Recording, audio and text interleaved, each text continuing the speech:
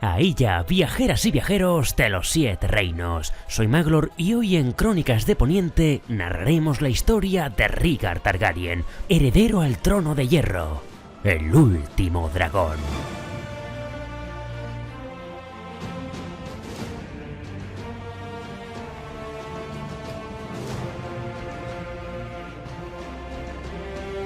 En el vídeo de hoy vamos a recopilar y organizar de manera cronológica toda la información que tenemos sobre el príncipe Rhaegar Targaryen, tal y como se narra en las novelas de Canción de Hielo y Fuego. Explicaremos el contexto en el que nació y su relación con la profecía del príncipe que fue prometido, e intentaremos arrojar algo de luz a las incógnitas que tenemos en torno a su vida. Y hecha la presentación, afilad vuestras espadas de acero valirio, subid a lomos de vuestros dragones y comenzamos.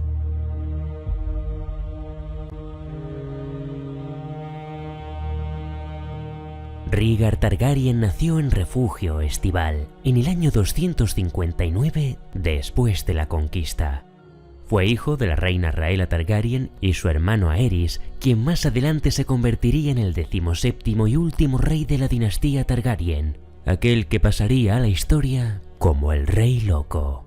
Rhaegar llegaría a tener un total de 7 hermanos conocidos: Shaena, que murió al nacer; Daeron, que vivió tan solo 6 meses, otro bebé que nació muerto; Aegon, que nació 2 meses antes de lo previsto y murió poco tiempo después; Jaehaerys, que murió en el mismo año de su nacimiento; el joven Mysaerys y por último, la pequeña Daenerys. Antes de hablar de sus primeros años de infancia y juventud, es importante tener en cuenta el contexto en el que nació el príncipe Rhaegar. En primer lugar, sus padres contrajeron matrimonio por orden de su abuelo, Jaehaerys, pues una bruja de los bosques, conocida más adelante como el Fantasma de Alto Corazón, había profetizado que de la estirpe de aquella unión nacería el príncipe que fue prometido. Esto tiene lugar durante el reinado del bisabuelo de Rhaegar, el rey Aegon V, en un momento en el que en el seno de la familia Targaryen se buscaba desesperadamente el traer de vuelta a los dragones. En segundo lugar, el momento en el que nace Rhaegar se puede considerar como el punto final de los relatos conocidos como el Caballero de los 7 Reinos y el punto de inicio de la saga Canción de Hielo y Fuego. Ese momento es el evento conocido como la tragedia de Refugio Estival. Refugio Estival, residencia de verano de la casa Targaryen, había sido el lugar elegido por el rey Aegon V para realizar un ritual de magia de sangre, con el que pretendía hacer eclosionar 7 huevos de dragón. Desconocemos qué provocó el incendio en el que perecería el rey y otros miembros destacados de su corte, pero sí sabemos que el Lord Comandante Ser Duncan el Alto salvaría a algunos de los allí presentes. Entre ellos sospechamos a la princesa Rhaella, que en aquel momento estaba embarazada. Aquel ritual no consiguió que ninguno de los huevos de dragón eclosionase. Sin embargo, casualidad o no, la princesa entró en parto y durante el caos producido por el incendio, dio a luz al príncipe Rhaegar. Sobre la infancia de aquel niño, sabemos que, según Ser Barristan Selmy, cuando era muy joven, el príncipe de Rocadragón era un gran aficionado a los libros. Comenzó a leer tan temprano que la gente decía que la reina Rhaella debió de devorar algunos libros y una vela cuando tenía el niño en sus entrañas. A Rhaegar no le interesaban los juegos de los demás niños. Los maestres estaban sobrecogidos por su talento, pero los caballeros de su padre bromeaban con amargura diciendo que Baelor el Santo había renacido. Así sucedió hasta el día en el que el príncipe Rhaegar encontró en sus pergaminos algo que lo hizo cambiar. Nadie sabe qué pudo ser, solo que el niño apareció repentinamente una mañana en el patio cuando los caballeros vestían sus armaduras de acero. Se dirigió a Ser Willem Darry, el maestro de armas, y le dijo: «Necesitaré una espada y armadura. Al parecer, tengo que ser un guerrero». Aquí encontramos una de las 3 principales incógnitas que se ciernen en torno a la vida de Rhaegar Targaryen. La primera de ellas es: ¿qué encontró en esos viejos manuscritos? Pese a que no se da ninguna información al respecto, sabemos que en los años sucesivos, tanto él como su tío bisabuelo, el maestre Aemon, realizaron una investigación conjunta en torno a la profecía del príncipe que fue prometido, que auguraba que un día, tras un largo verano, una gran oscuridad descendería sobre el mundo y en esa hora aparecería un guerrero. Aquel paladín contra la oscuridad nacería del humo y la sal bajo una estrella sangrante y despertaría a los dragones de piedra. Todo parece indicar que durante algún tiempo Rhaegar creería que aquella profecía se cumpliría en él y de ahí que tomase la decisión de aprender a empuñar un arma. El propio maestre Aemon también pensó que Rhaegar era el príncipe que fue prometido, nacido del humo, el incendio de refugio estival y la sal, las lágrimas derramadas por la tragedia. Según todos los informes, Rhaegar demostraría ser un luchador muy capaz. Ser Barristan lo definió como hábil, decidido, deliberado, obediente y sincero, mientras que Ser Jorah Mormont destacó en él su valentía, su nobleza y su honor. Fue nombrado caballero a la edad de 17 años y Myles Mutton se convirtió entonces en su escudero, sustituido tiempo después por Richard Longmouth. Cuando más adelante se ganaron sus espuelas, el propio príncipe los armó caballeros y ellos siguieron siendo sus compañeros más allegados. También el joven Lord Jon Connington compartía el aprecio del príncipe, aunque su mejor amigo era el caballero juramentado de la Guardia Real de su padre, Ser Arthur Dayne, la Espada del Alba. Aquel mismo año en el que Rhaegar se ganó las espuelas, en el 276, nació su hermano Viserys, y Tywin Lannister organizó un torneo en Lannisport en honor al recién nacido. Se dice que todos aplaudieron a Lord Tywin el doble que al rey Aerys, pero solo la mitad de lo que aclamaron al príncipe Rhaegar. La relación entre el rey y su mano, antaño amistosa, se había tornado tensa, pero esto no impidió que Tywin Lannister propusiera al monarca el matrimonio entre su hija Cersei y el príncipe. No obstante, el rey Aerys declinó la oferta para disgusto del Señor de la Roca y sobre todo para la propia Cersei. Su participación en las justas, por otra parte, fue encomiable. Cuando entró en las lizas, Rhaegar Targaryen lucía una coraza negra por encima de la cota de malla dorada. Largos gallardetes de seda roja, dorada y anaranjada colgaban de su yelmo y ondeaban como llamas. Tyget y Geryon Lannister cayeron ante su lanza, al igual que una docena de los 12 mejores justadores de Tywin Lannister, la flor y nata del oeste. Rhaegar venció también al mismísimo Ser Barristan el Bravo, hasta que cayó ante su amigo Ser Arthur Dayne. Poco después, también participó en el torneo de Bastión de Tormentas, donde según Ser Barristan, su Alteza cabalgó de forma excepcional.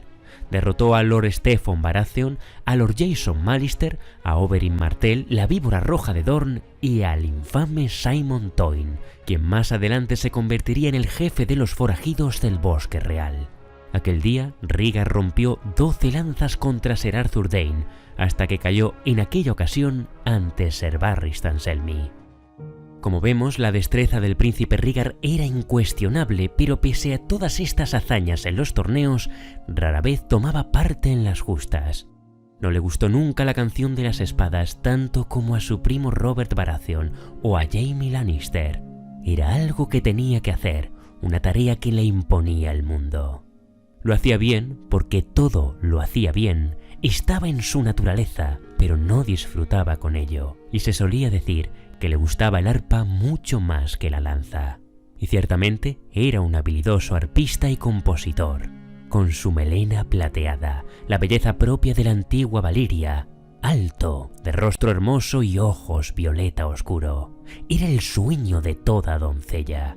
Según Cersei Lannister, cuando se encontró por primera vez con el príncipe, se ahogó en la profundidad de sus tristes ojos. Y es que sobre Rhaegar Targaryen pesaba una nube de melancolía, una sensación de predestinación. Una predestinación funesta. Barristan Selmy no estaba seguro de que en la naturaleza del príncipe cupiera el ser feliz, pues nació del dolor, y todos los días de su vida pendió sobre él la sombra de refugio estival. Y pese a ello, era el lugar que más amaba el príncipe. Iba allí de cuando en cuando, con su arpa de cuerdas de plata como toda compañía. y ni siquiera lo acompañaban los caballeros de la Guardia Real. Le gustaba dormir en las ruinas de la sala principal, bajo la luna y las estrellas, y al regresar a la corte siempre traía una canción. Cuando uno le oía tocar el arpa y cantar sobre ocasos, lágrimas y la muerte de reyes, tenía la sensación de que cantaba sobre sí mismo y sobre sus seres queridos. Así sucedió, por ejemplo, en su visita al Nido del Grifo, hogar de los Connington, que ofrecieron un gran banquete de bienvenida en el que Rigard tocó una canción de amor desdichado, provocando al final que ninguna mujer de la sala conservase los ojos secos. Y sin embargo, entre aquellas doncellas no se encontraba la adecuada para el heredero al trono de hierro, pues ninguna de ellas era de la sangre del dragón. Y es que cuando Rhaegar Targaryen cumplió la mayoría de edad, el linaje Targaryen había disminuido considerablemente. Rhaegar no contaba con hermanas, ni sobrinas o tías próximas con las que contraer matrimonio, de manera que el rey Aerys ordenó a la mano del rey, su primo Lord Steffon Baratheon, que buscase en las ciudades libres una candidata de la antigua sangre valiria para desposarse con su hijo. El problema al que se enfrentó el señor de Bastión de Tormentas no fue encontrar mujeres de sangre valiria, sino que no halló ninguna de nacimiento lo suficientemente noble para el príncipe de Rocadragón. Poco después, Lord Steffon Baratheon y su esposa murieron en un naufragio cuando arribaban a Bastión de Tormentas sin cumplir la misión encomendada por el monarca. Finalmente, en el 279, Rhaegar Targaryen se comprometió con la princesa Elia de Dorne. Se desconoce cuáles fueron los motivos para que Elia Martell fuera la elegida, pero sospecho que su sangre Targaryen pudo tener algo que ver. Tengamos en cuenta que entre las grandes casas de Poniente no tenemos muchos casos de descendientes nobles de la sangre del dragón, pero algunos hay. Los Velaryon, los Baratheon o los Martell son los principales ejemplos de ello. En el caso de los Baratheon, tenemos además una unión relativamente reciente, siendo Robert, Stannis y Renly nietos de Rhaelle Targaryen, tía del Rey Loco. Pero a falta de hermanas, la unión con Bastión de Tormentas queda descartada. En cambio, con Elia Martell encontramos a una descendiente de Daenerys Targaryen, hija del rey Aegon IV, y quien 90 años atrás había contraído matrimonio con el príncipe de Dorne.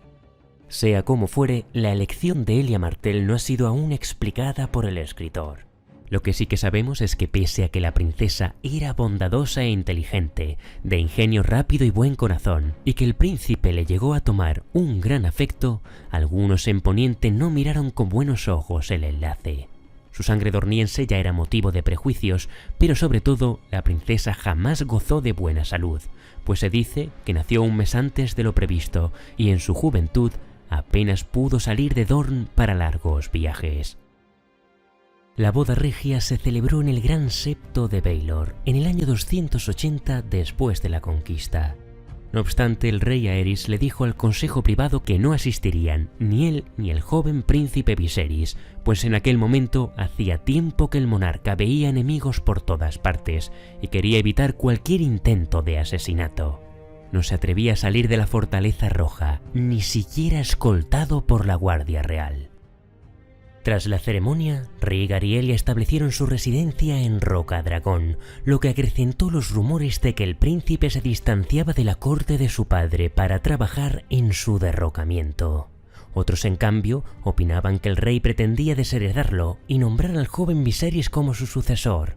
En cualquier caso, era evidente para todos que la relación entre el rey y su hijo se tornaba cada vez más fría, y la reconciliación no pareció más cercana cuando aquel mismo año nació en Rocadragón la primera hija de Elia y Rhaegar, la princesa Rhaenys.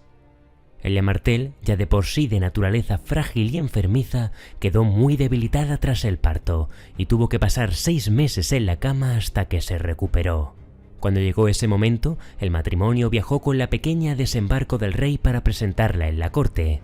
Al verla, la reina Rhaella abrazó cálidamente a su nieta, pero el rey Aerys se negó a cogerla en brazos o incluso a tocarla, pues alegaba que apestaba a dorniense. Ya entonces el monarca había establecido en la corte a sus nuevos amigos, las sapiencias del gremio de piromantes, quienes preparaban ingentes cantidades de fuego valirio para quemar a los traidores o sospechosos de traición a la corona.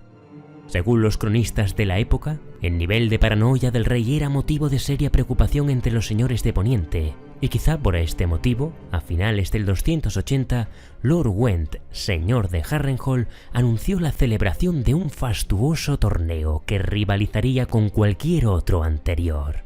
Para sorpresa de todos, Lord Went ofreció premios 3 veces superiores a los que estableciera Tywin Lannister en el torneo de desembarco del rey, con motivo del 10º aniversario del reinado de Aerys.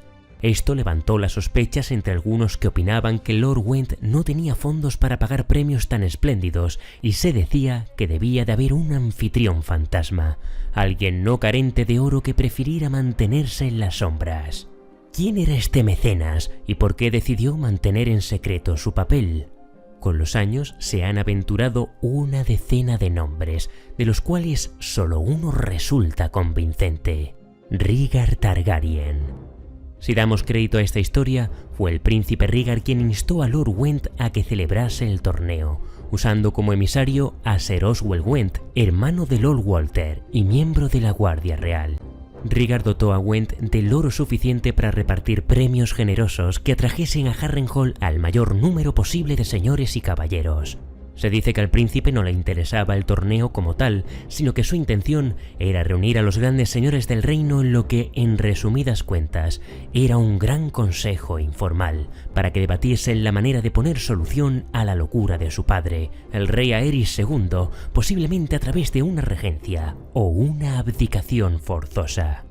Si tal fue el propósito que hubo detrás de este torneo, muy peligroso era el juego al que jugaba Rhaegar Targaryen, pues pese a que pocas personas dudasen de que Aerys ya no estaba en sus cabales, muchos seguían teniendo motivos de peso para oponerse a que le apartasen del trono de hierro, ya que por capricho del rey habían adquirido gran riqueza y poder determinados cortesanos y otros tantos consejeros que sabían que con la llegada al trono del príncipe Rhaegar se exponían a perderlo todo. Por ello, algunos aduladores de Aerys insistieron en prohibir el torneo, pero el rey sorprendió a todos anunciando su asistencia, pues pensaba que nadie osaría conspirar delante de sus narices. Su presencia, por el contrario, solo hizo que el torneo ganase importancia y, en consecuencia, más señores acudieron a Harrenhal. Y de esta manera llegamos al año 281 después de la conquista, conocido como el año de la falsa primavera. En la primera noche del torneo se celebró un gran banquete en el Salón de las 100 Chimeneas, y allí Rhaegar Targaryen cantó una canción tan triste que hasta la hija de los Rickard Stark, Lady Lyanna, sollozó al oírla. Esta sería la primera vez en la que el príncipe Rhaegar y Lyanna Stark coincidieron en algún evento, al menos el primer cara a cara del que tenemos constancia, y todo parece indicar, como veremos más adelante, que pudieron haber tenido su primer contacto aquí, en Harrenhal. 7 días duraron los combates y 5 las justas, en las que Rhaegar Targaryen parecía imparable, venciendo a cada adversario que se le presentaba. Derrotó a Jon Royce del Valle, a Brandon Stark de Invernalia y hasta el habilidoso Ser Arthur Dayne. Muchas son las canciones que se cantan y muchas las historias que se cuentan de aquel torneo, pero hay 2 incidentes que destacaremos. El primero de ellos fue la aparición de un caballero misterioso, un joven delgado, de armadura mal ajustada a su cuerpo, cuyo emblema era un arciano blanco tallado con facciones que expresaban alegría. El Caballero del Árbol Sonriente lo llamaban. Había logrado descabalgar a 3 hombres en las lizas cuando el rey Aerys, nada aficionado a los misterios, exigió a sus caballeros juramentados que le vencieran al día siguiente para desenmascararlo. Sin embargo, al llegar el alba el caballero había desaparecido y el monarca envió a sus mejores hombres a buscarlo, incluido al príncipe Rhaegar. No obstante, lo único que encontraron fue su escudo colgado de un árbol. ¿Quién era aquel caballero del árbol sonriente? Pues todas las teorías apuntan a que se trataba de Lyanna de la casa Stark, aunque esto no está aún confirmado por George R.R. Martin. De ser cierto, Rhaegar pudo haber encontrado a Lyanna y haber desacatado la orden regia de traer al misterioso caballero ante el monarca. Lo que sí que sabemos con certeza es que al final de la competición Rhaegar Targaryen venció a Ser Barristan Selmy, considerado la mejor lanza de los 7 reinos, y para sorpresa de todos, cuando el príncipe dio la vuelta al campo de justas, espoleó su caballo, pasó de largo por donde estaba su esposa, la princesa Elia Martell, y puso el laurel de reina del amor y la belleza en el regazo de Lyanna Stark, una corona de rosas invernales, azules como la escarcha. Fue el momento en el que todas las sonrisas murieron. Tuvieron que sujetar a Brandon Stark, ofendido por lo que consideraba una afrenta contra el honor de su hermana, pues en ese momento Lyanna estaba prometida con el primo del príncipe, Robert Baratheon, quien se burló del gesto de Rhaegar, alegando que solo se había limitado a decir la verdad sobre su prometida. Pero los que le conocían bien afirman que Robert no había encajado bien el insulto y que desde ese día albergó resentimiento contra el príncipe de Rocadragón. La falsa primavera del 281 después de la conquista duró menos de 2 lunas. Próximo ya el final del año, regresó el invierno a Poniente con mayor dureza, y en el último día del calendario empezó a nevar en Desembarco del Rey.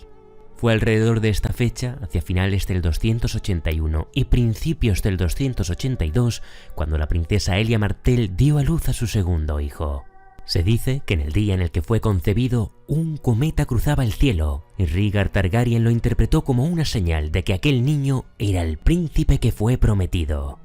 Gracias a una visión de Daenerys en la Casa de los Eternos, pudimos visualizar el momento en el que Rhaegar hablaba con Elia sobre la profecía, mientras sostenía a su hijo recién nacido en los brazos.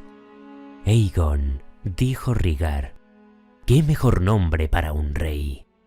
¿Compondrás una canción para él?, preguntó Elia Martell. «Ya tiene una canción. Es el príncipe que fue prometido. Suya es la canción de hielo y fuego». «Tiene que haber uno más», concluyó el príncipe. «El dragón tiene 3 cabezas». De acuerdo con esta visión, Rhaegar tenía intención de tener otro hijo, pero lamentablemente esto no podría ser con la princesa Elia, pues como dijimos antes, había pasado casi medio año en la cama tras dar a luz a Rhaenys, y el parto de Aegon casi la había matado, de manera que los maestres le comunicaron al príncipe que su esposa no podría volver a concebir. Días más tarde, aún mientras la capital era azotada por el viento frío, el rey Aerys acudió a sus piromantes y les encomendó ahuyentar el invierno con sus artes mágicas. Durante una luna las murallas de la Fortaleza Roja se iluminaron con intensos fuegos verdes, pero el príncipe no estaba allí para verlos, ni tampoco en Rocadragón junto a la princesa Elia y el pequeño Aegon. Con el comienzo del nuevo año, el príncipe heredero había partido con media docena de sus amigos más cercanos de regreso a las tierras de los ríos, y según la versión oficial, a menos de 10 leguas de Harrenhal raptó a Lyanna de la casa Stark de Invernalia, encendiendo así la chispa que consumiría su casa, su familia y a todos los que amaba, y con ellos a medio reino. Esa fue la misma versión que le llegó a Brandon Stark cuando se hallaba de viaje hacia Aguas Dulces para contraer matrimonio con Catelyn Tully. El heredero de Invernalia cambió su ruta y cabalgó hasta la Fortaleza Roja, exigiéndole a Rhaegar que saliera para matarlo, pero el príncipe no se encontraba allí. El rey Aerys tomó entonces prisionero a Brandon y sus acompañantes, y cuando Lord Rickard Stark y sus vasallos acudieron a la capital para su liberación, todos, salvo el escudero de Brandon, fueron ejecutados. Así comenzó la rebelión, encabezada por Robert Baratheon, Eddard Stark y el mentor de ambos, Jon Arryn. Aquí es donde encontramos la tercera y última gran incógnita en la vida de Rhaegar. ¿Qué motivó al príncipe a abandonar a la princesa Elia e ir en busca de Lyanna Stark? ¿Realmente la raptó? ¿Qué hicieron durante los meses posteriores al inicio del conflicto y dónde se ocultaron?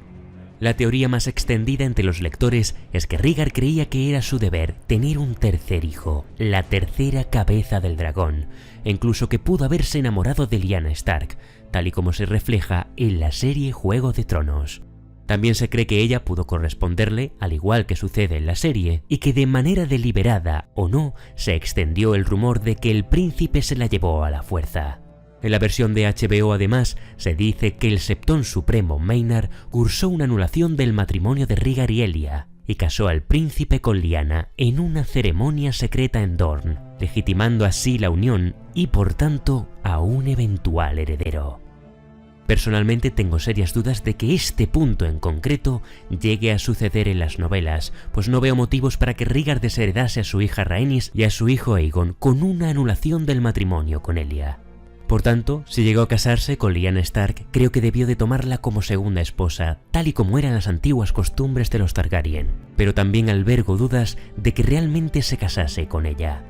Sea como fuere, cuesta entender por qué Rhaegar actuó de manera tan precipitada, casi con urgencia, poniendo en riesgo a su familia y la estabilidad del reino.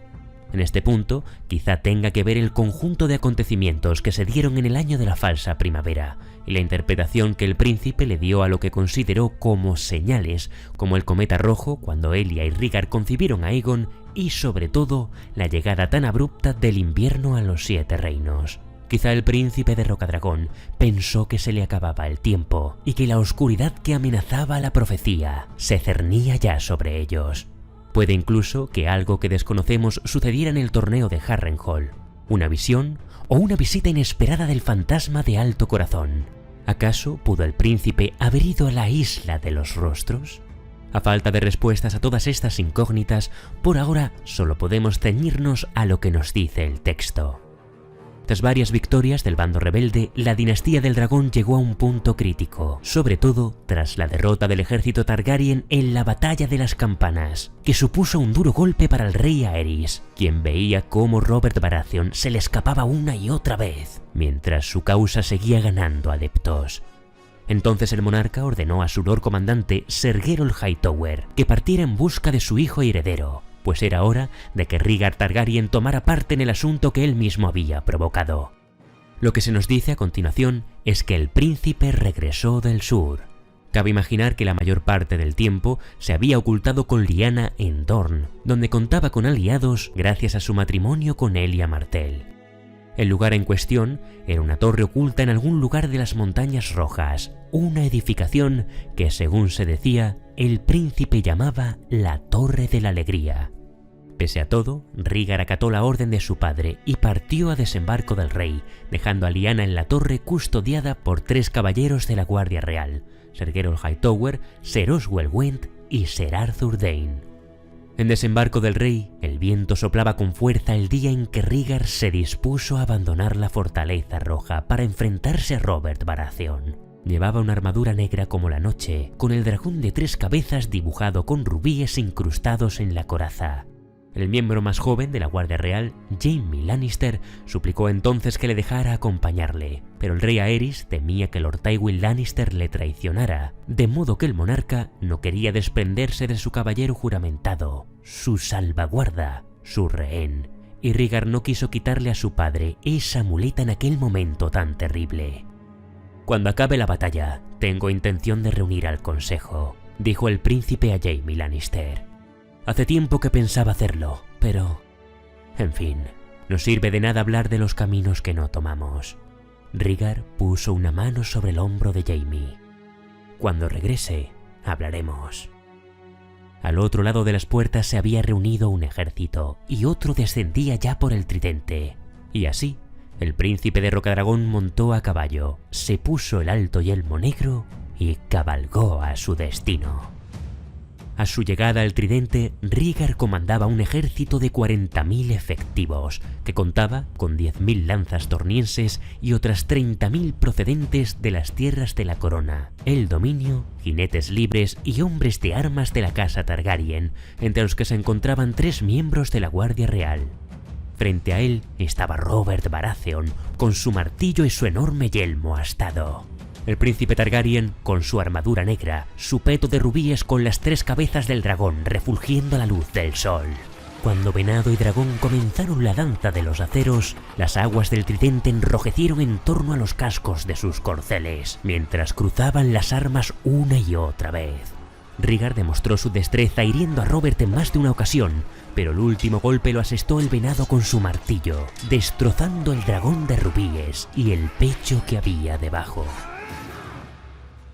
Se dice que el príncipe de Rocadragón reservó el último pensamiento para Lyanna, pereciendo con su nombre en sus labios, mientras en torno a su cuerpo hombres de ambos ejércitos se zambullían en las aguas turbias para buscar los rubíes que se habían desprendido de la armadura.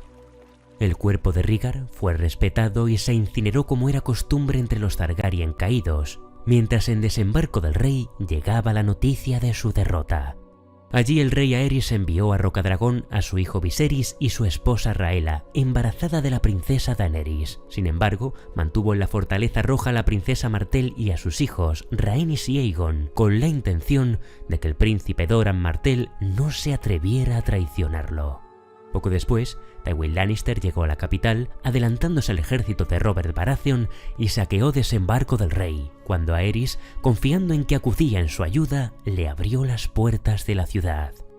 Todo terminó cuando Jaime Lannister traicionó sus votos, asesinando al rey que juró proteger, mientras en el torreón de Maegor, Elia Martell era violada y asesinada por Gregor Clegane, al tiempo que en la otra habitación, la princesa Rhaenys recibía medio centenar de puñaladas de Ser Amor y Lorch.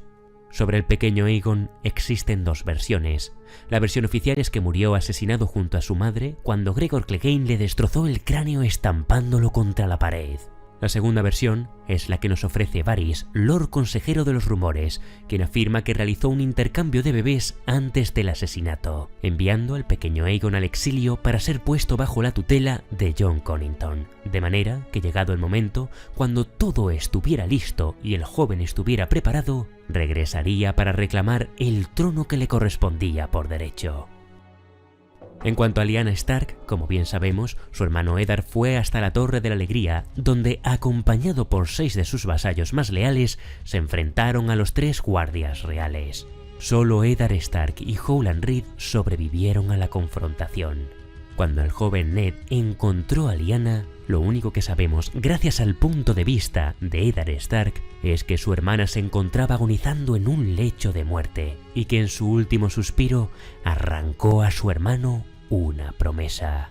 En las novelas seguimos sin haber confirmado cuál fue dicha promesa, pero todo apunta a que, como bien se lleva teorizando desde que Juego de Tronos se publicó en 1996, Lyanna estaba embarazada. No sabemos si por una relación amorosa o forzosa con el príncipe Rhaegar, que el niño que dio a luz fue el pequeño Jon Nieve y que la promesa que le hizo Ned fue la de protegerlo de Robert, pues si llegaba a su conocimiento que aquel niño era hijo del príncipe de Rocadragón, correría la misma suerte que sus otros 2 hijos. Esta teoría se cumplió en la serie y nada parece indicar que esto no vaya a suceder en los libros. En cuanto a la profecía del príncipe que fue prometido, tenemos claro que las visiones del fantasma de Alto Corazón jamás fallan, y por tanto, de la estirpe del rey Aerys y la reina Rhaella debería aparecer el paladín que se enfrente a la gran oscuridad que se cierne sobre los 7 reinos. ¿Será alguno de los hijos de Rhaegar o es un destino reservado para la madre de dragones? Preguntas que esperan respuestas en las próximas crónicas, donde recopilaremos toda la información que tenemos sobre Azor Ahai, el príncipe que fue prometido y las 3 cabezas del dragón. Y con esta promesa de traeros ese vídeo que durante tanto tiempo me habéis pedido en el canal, concluimos la historia de Rhaegar Targaryen, el último dragón. También vamos a estrenar en los próximos días las crónicas de Lyanna Stark, cerrando así el ciclo de crónicas en torno a la historia de estos 2 personajes. Hasta entonces, agradecer como de costumbre a mis paladines, mis mecenas de Patreon y a mis espadas leales, los miembros del canal, su apoyo incondicional. Si os gustó el vídeo no olvidéis darle a me gusta, compartidlo en vuestras redes sociales y suscribíos al canal para estar al día con todo el contenido del mundo de Hielo y Fuego.